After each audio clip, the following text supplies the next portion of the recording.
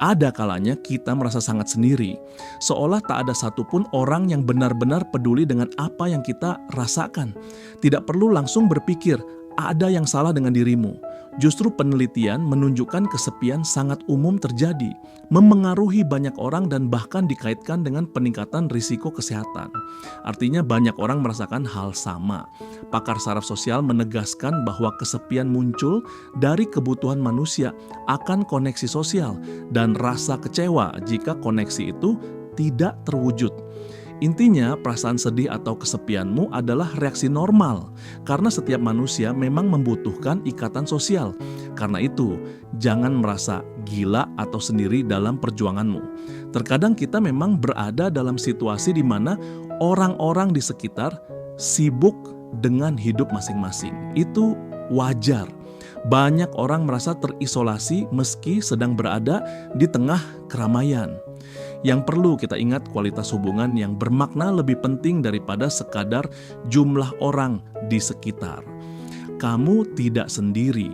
Justru dengan mengenali bahwa perasaan ini umum terjadi, kita bisa saling menguatkan. Cobalah cari komunitas kecil yang membuatmu nyaman, entah 1-2 orang teman dekat atau keluarga. Koneksi sejati seringkali datang dari saling mendengarkan dan memahami, bukan sekadar kehadiran fisik. Mengakui dan menerima perasaan ini adalah langkah pertama untuk bangkit. Perlahan bangunlah kebiasaan positif, menulis jurnal, melakukan hobi, atau berkegiatan sosial yang sesuai kepribadianmu. Dengan begitu, meski tidak semua orang peduli, setidaknya kamu peduli pada dirimu sendiri dan itu sangat penting. Di dunia nyata, hubungan antar manusia seringkali bersifat timbal balik. Mungkin terdengar kurang romantis, tapi sebenarnya hal ini masuk akal dan normal. Dalam setiap interaksi, kita memberi sesuatu dan kadang berharap mendapat sesuatu kembali. Misalnya ketika kita membantu teman memindahkan barang, besar kemungkinan suatu hari teman itu akan membantumu balik. Ini bukan sesuatu yang buruk, justru ini yang membuat hubungan berjalan. Hal ini bahkan sudah dibahas sejak zaman kuno.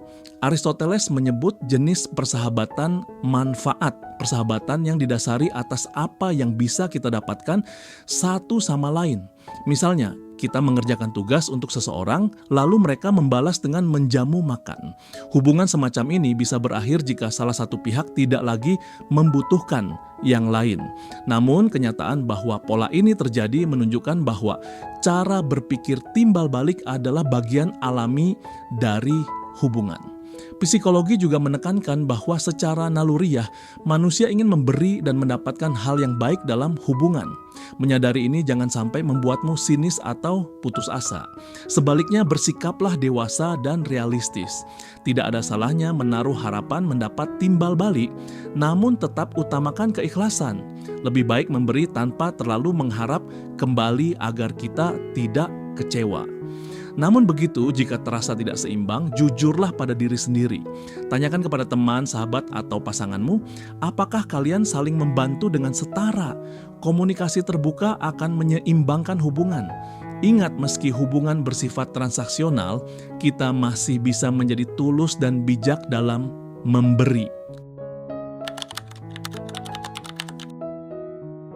Setiap hubungan yang sehat butuh keseimbangan beri dan terima. Kalau satu pihak terus-menerus memberi tanpa mendapat, lama-lama akan timbul kelelahan emosional. Psikologi menyebutnya sebagai compassion fatigue, kelelahan karena terlalu sering menanggung beban emosional orang lain. Bayangkan, kamu selalu menjadi tempat curhat teman, namun teman itu jarang mengajakmu curhat balik. Lama-lama mungkin kamu merasa lelah dan kehilangan semangat mendengar cerita mereka. Karena itu sangat penting kita menjaga agar hubungan tetap dua arah. Aristoteles mengingatkan bahwa persahabatan sejati melibatkan dua pihak yang setara, dua individu yang sama-sama saling menghargai, memberi manfaat, dan menikmati hubungan tersebut.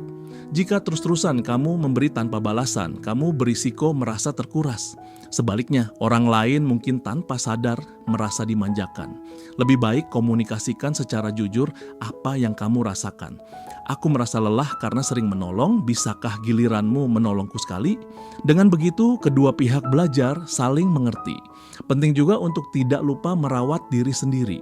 Tetapkan batasan kapan waktumu untuk memberi dan kapan waktumu harus fokus pada kebutuhan sendiri. Misalnya, tetapkan 1 hari dalam seminggu untuk diri sendiri tanpa gangguan, atau pelan-pelan kurangi waktu bersama orang-orang yang membuatmu merasa hanya dipakai. Dengan begitu, kamu membangun kekuatan batin. Dengarkan orang lain, lalu minta mereka mendengarkanmu. Itulah dasar komunikasi yang sehat. Kita tetap tulus memberi, namun juga bijak berkata tidak bila merasa kelebihan beban.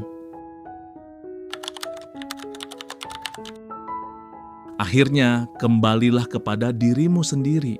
Ingatlah bahwa kamulah tokoh utama dalam cerita hidupmu.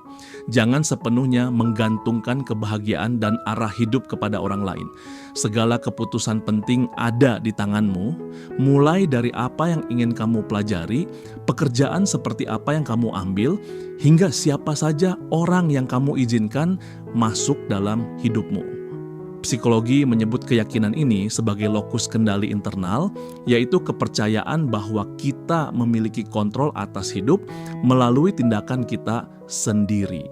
Orang yang memiliki keyakinan ini cenderung lebih termotivasi, tahan banting, dan sigap menyelesaikan masalah. Mereka tidak mudah menyalahkan keadaan, tapi berusaha mencari solusi dan terus belajar. Seperti kata bijak, tahun-tahun terbaik dalam hidupmu adalah ketika kamu menanggung tanggung jawab penuh atas masalahmu dan menyadari bahwa kamulah yang menentukan kemana hidup ini berjalan. Mulailah membangun kesadaran diri. Tentukan tujuan hidupmu. Mungkin itu memperdalam hobi, mengejar karir tertentu, atau menimba ilmu baru.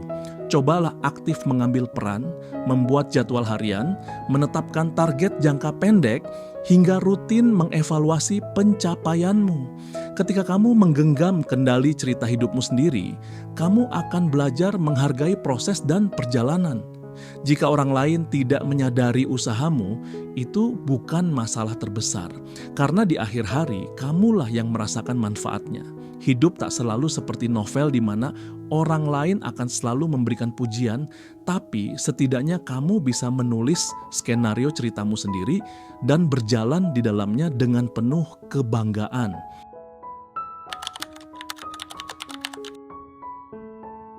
Memang dunia ini seringkali terasa acuh. Banyak hal tidak bisa kita kendalikan, dari cuaca sampai reaksi orang lain.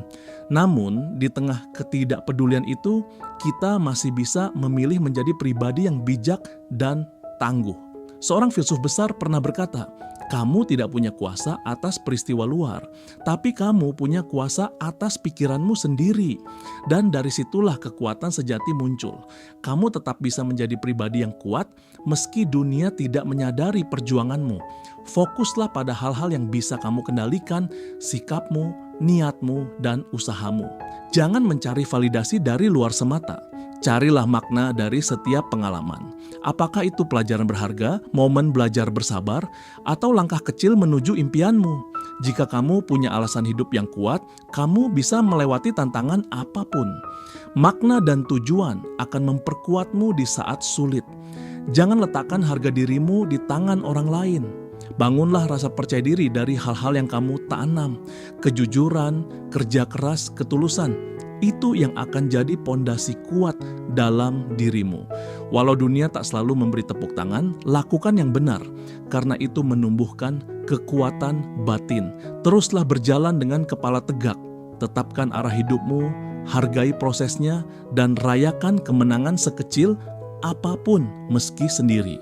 Karena di akhir cerita, kamu tetap menjadi pribadi bijak dan kuat. Dan itulah kemenangan sejati.